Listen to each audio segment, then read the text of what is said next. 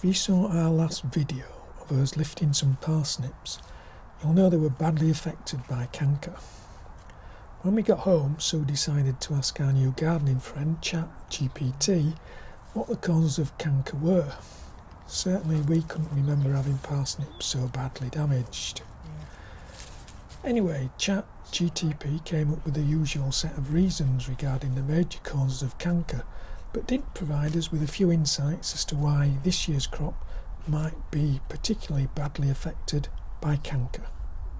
So firstly, let's look at the most common reasons parsnips can suffer from canker. Firstly, fungal infection. Canker is usually caused by soil-borne fungi that enter through small cracks damaging the root. Well, it could be that. Poor soil conditions, heavy waterlogged compacted soil, fresh manure or very rich soil. Well, we didn't add fresh manure. Yes, it eventually got waterlogged in the autumn but was very dry in summer. Root damage, stony soils with a few stones, I wouldn't say we've got that. Forking or splitting, well yes, they can do that. Damage from pests or cultivation, any wound gives fungi an entry point. Don't think there were damage from pests.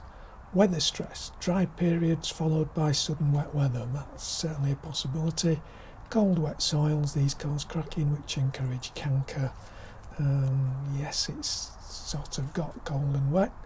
And susceptible varieties, some older and traditional varieties are more prone to canker than more modern and resistant ones. Grew Gladiator, which are supposed to be canker resistant, so that shouldn't be the problem.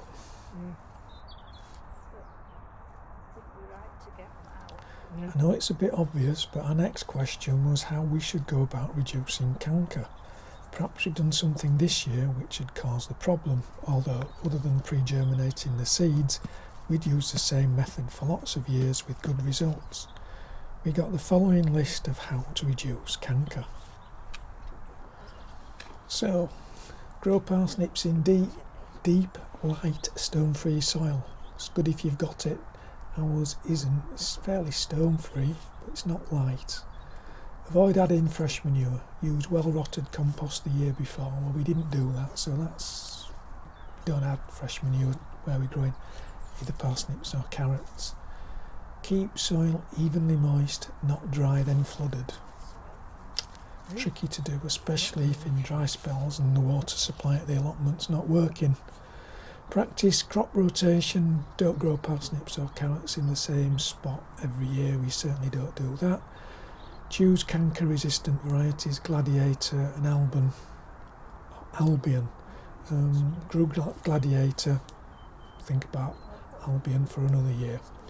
Harvest promptly once mature. Don't leave them stressed in poor conditions. Could have done that. Haven't noticed that make a great deal of difference in previous years, but something to take note of.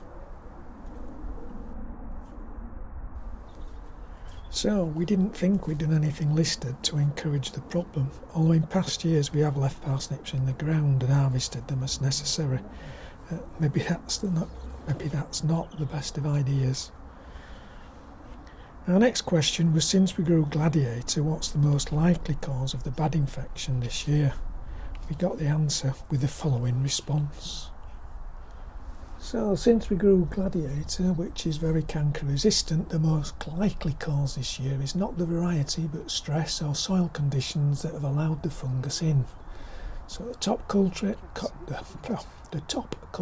in a bad year like this is usually weather stress, root cracking, and that leads to infection. This happens when a dry spell slows growth, followed by heavy rain or prolonged wet soil. The roots split or develop tiny cracks and canker fungi enter.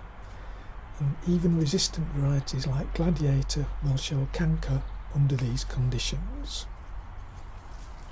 We added a short summary of this year's weather, which was dry spring and summer, followed by a wet autumn and early winter. This year it's very late when our parsnips were planted. The dry spring conditions made ground preparations for all spring planting difficult. Our parsnips were planted in very dry soil conditions. What this means practically, if Gladiator was affected, is the disease pressure was high, conditions, not genetics, tipped it over. So the most likely cause this year was the dry spring and summer, growth checked, then sudden prolonged wetness from November. This led to root cracking, waterlogging of the soil, and canker could get in. So the weather conditions on clay soil were almost textbook trigger. What happened underground is the dry spring and summer meant the parsnip roots grew slowly and the tissues hardened. Fine surface cracks form. These are things you can't even see. Then suddenly heavy rain from November. The clay swells and it stays wet. The roots take up water fast and then split. So this is where the canker spores, fungi, get in, and even gladiator can't fully resist this problem. So it was worse than usual because of long periods of dry weather followed by a long period of wet weather. We wanted to check if pre-germinating seeds was a good idea. We got a thumbs up on that one. It's a good practice for parsnips. It improves germination, but on clay soil in a dry year it can slightly increase canker risk if you don't get the system absolutely correct. What pre-germination does well is it gives faster, more reliable emergence of the seeds, less time in cold soil, strong early root push.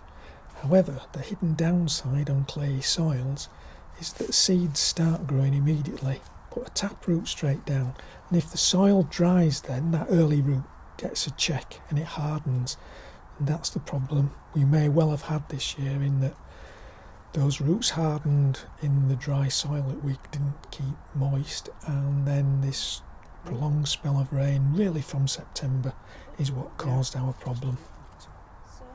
It was also suggested that seeds should be sown directly without any compost, and that they should be covered with fine soil rather than compost. I'm a bit surprised at that because we've sown in compost-filled drills for years with no problems. I think I might still use compost next year, as I think our problem this year was really the weather. However, Chatgpt did have one thing to say about when you're pre-germinating seeds, and that was that the small white roots that sort of come out of the little seed shouldn't get any longer than 3 millimetres. In our case, some did get much longer. It's worth noting that in this video clip of our seeds being sown, the 2 rows nearest the camera had the longer white shoots, and the resulting germination was pretty poor. They were certainly more than 3 millimetres in some cases. The 2 rows furthest from the camera had much shorter roots when planted. In fact, some only had the merest sign of a white root breaking through the seed. These certainly germinated much better. So what did we take away from our chat with AI? I think we should lift the roots as soon as possible rather than leave them in the waterlogged soil. We've already lifted the remaining roots, which luckily were in better condition than we were expecting. While some were discarded as they were badly affected by canker, many were canker-free, and some which we've bagged separately only slightly damaged. All the decent roots are stored in the garage, and we should have enough to see us through winter. As for next year, we'll be trying 2 varieties, Gladiator and Albion. We will definitely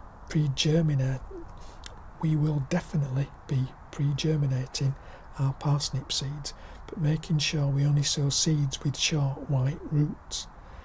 As for the weather, that's in the lap of the gods. Hopefully we know that the parsnip seeds need to be kept moist. Here's to a canker-free crop next year. Hope you found some useful information to improve your parsnip crop for next year.